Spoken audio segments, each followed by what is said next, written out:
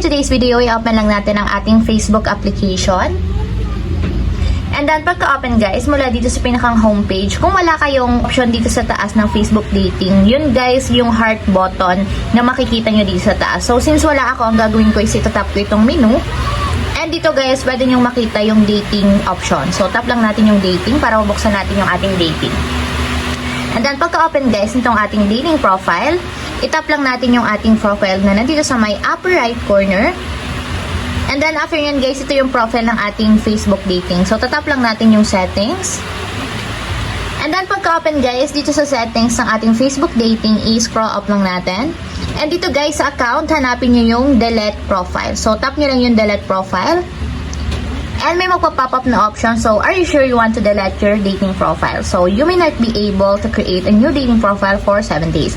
So, sabi dito, kapag daw dinelete natin ang ating dating profile, hindi to tayo makakagawa agad ng dating profile sa loob ng 7 days or ng 1 week. So, lahat daw ng dating profile, photos, prompts, and conversation, lahat daw yun ay mabubura. So, sa lahat daw naman ng shinare niyo sa Facebook is hindi daw naman siya mabubura.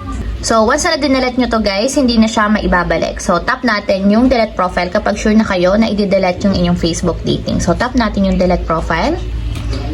And ayan guys, ito yung reason. So, maglagay kayo ng dahilan kung bakit nyo gustong i-delete ang inyong Facebook dating.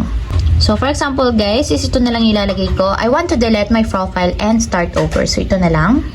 And then, kapag may napili na kayong reason, tap nyo yung next. And lagay nyo din yung reason kung bakit gusto nyo i-delete yung profile ninyo and magsimula kayo ng bago. So, for example is, I want to change my dating location. So, piliin natin. Then, after nyan, tap ulit natin yung next. And then, after nyan guys, tap ulit natin yung delete profile para ma-confirm.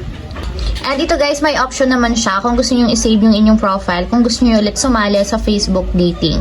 So, depende sa inyo kung gusto nyo i-save or hindi. So, itatap ko na lang dito guys is don't save. So, para ma-delete talaga yung aking Facebook dating. And ayan guys, kung makita nyo, nagbalik na siya sa homepage. So, ibig sabihin, nag-delete na yung aking Facebook dating.